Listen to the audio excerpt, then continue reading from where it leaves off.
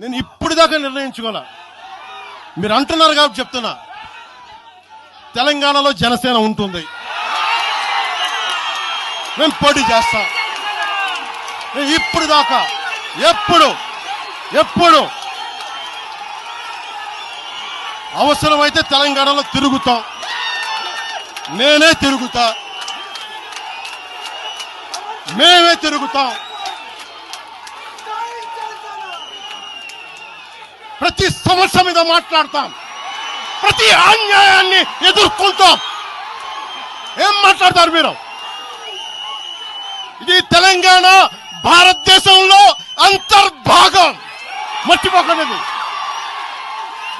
జనసేన మటుకు తెలంగాణలో అడుగు పెట్టకూడదంటే మేము ఏం కోరుకున్నాం? జనసేనలో మేము తెలంగాణలో ఏం కోరుకుంటాం? పవన్ కళ్యాణ్ ముఖ్యమంత్రి అవుతాడు ఇక్కడ. ఆంధ్రాలోనే దిక్కు లేదు, పవన్ కళ్యాణ్ ఇక్కడే ముఖ్యమంత్రి అవుతాడు. ఏ రోజున ఒక్క మాట మీకు కేసీఆర్ గారి గురించి కానీ ఇన్ని సంవత్సరాల్లో 12 సంవత్సరాల్లో ఒక్క తెలంగాణ నాయకుడిని ప్రభుత్వం ఏర్పాటు చేసినప్పటి నుంచి ఈ రోజు దాకా ఒక మాటంలా. నాకు ఈ మధ్యన వస్తావంటే నువ్వు హైదరాబాద్లోకి ఎలా అడుగు పెడతావు, నీకు హైదరాబాద్లో ఏం పని? ఇది నేను ప్రత్యేకించి చెప్తా ఉన్నా. మీరెవరైనా నన్ను బెదిరించడానికి, బెదిరించే వాళ్ళ మీ అయ్యే జాగీరా తెలంగాణ?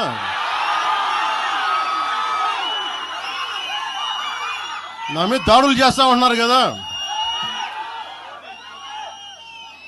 నాకు తెలంగాణలో బెదిరింపుల కంటే కూడా ఆంధ్రాలో బెదిరింపులు ఎక్కువ. నాకు తెలంగాణలో ఇంకా రానివ్వమంటారు నన్ను, ఆంధ్రాలో అయితే తల తీసేయనంటారు కోనసీమలో కొంతమంది. నేను ఓడిపోయినప్పుడు 2019లో ఓడిపోయినప్పుడు మన తెలంగాణ నాయకులు ఒకరే చెప్పారు, అన్నా మా తెలంగాణలో ఉంటే నీకు పరిస్థితి రానిచ్చేవాళ్ళం కాదని చెప్పి.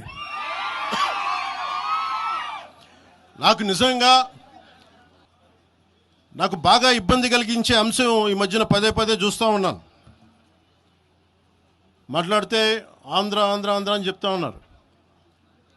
తెలంగాణ ప్రజలకి ఆంధ్ర మీద విద్వేషం లేదు, తెలంగాణ నాయకులందరికీ విద్వేషం లేదు. తెలంగాణ ఏర్పాటు కావాలని కోరుకున్నారు కానీ ఆంధ్ర ప్రజల మీద ఎక్కడా విద్వేషం చూపించలేదు. నిజంగా తెలంగాణ ప్రజలు కానీ మొత్తం తెలంగాణ నాయకులు కానీ విద్వేషం చూపించి ఉంటే ఈ రోజున ఒక్క ఆంధ్ర ప్రాంత వ్యక్తి కూడా ఇక్కడ తెలంగాణలో ఉండలేడు.